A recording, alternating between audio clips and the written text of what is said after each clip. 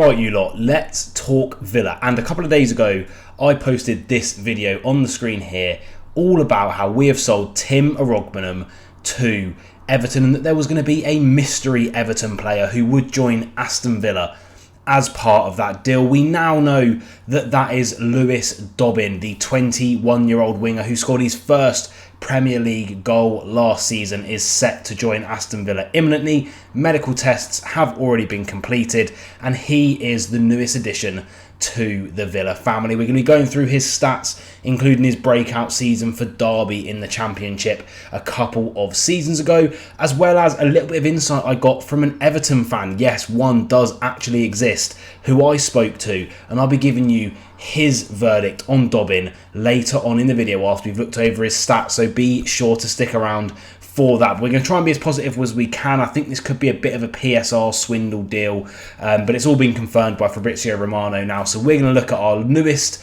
winger, Lewis Dobbin.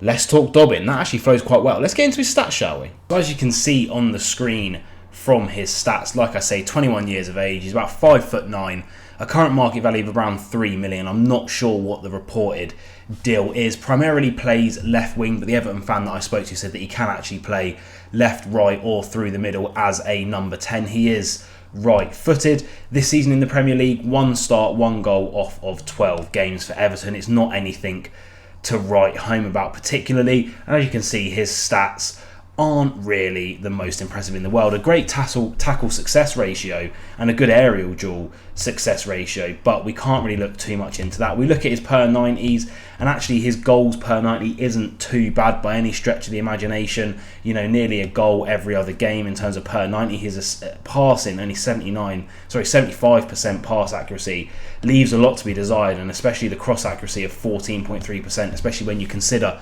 he would be crossing it into the likes of Dominic Calvert-Lewin, who is a target man, tall striker who wins a lot in the air. His dribbles aren't actually that bad, his fouls aren't that bad. The success ratio, though, again, leaves a bit to be desired. Defensively, maybe this is what Emery thinks he can work on with him. Perhaps he thinks he can flow in a more of a defensive winger role. His tackles 1, his percentage, his duels and his aerial duels, like I say, recoveries, possession 1 in the final third, all very, very exemplary. If we go back though to his breakout season for Derby, which was in League 1, actually not the Championship, where he played 43 games. We won't look at his per 90s, look at his totals. 3 goals, 4 assists, a good amount of XG there as well, good amount of shots, decent pass accuracy. The cross accuracy, again, for a winger does leave something to be desired, as well as his accuracy on both long balls and passing. Good amount of successful dribbles though, good amount of touches in the opposition box, but again, defensively, a little bit more disappointing than we have seen from him. But again, that is under Sean Dyche, who would have developed him defensively. But all round, a decently promising young English winger, but nothing really that you're going to be writing home about. But perhaps that's what we were saying about Morgan Rogers at the same time. So maybe we have to give him the benefit of the doubt. Let's talk about where he might fit into the team, what it means for Villa, and what an Everton fan has told me.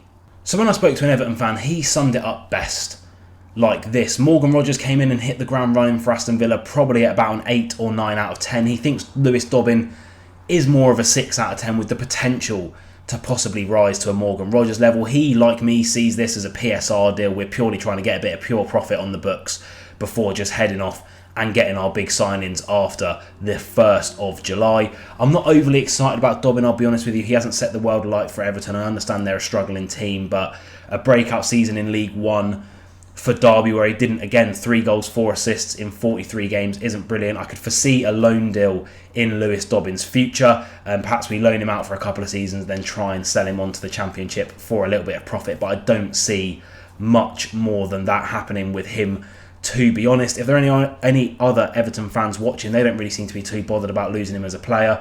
The one thing that the fan did say that I spoke to, he can play across the 3 behind a striker and does have a lot of potential. He works hard and has an absolute thunder rocket of a right foot on him. But again, I see this as more of a PSR deal. I think, you know, they've got Tim Arogbenham. I hope we have a buyback clause on him.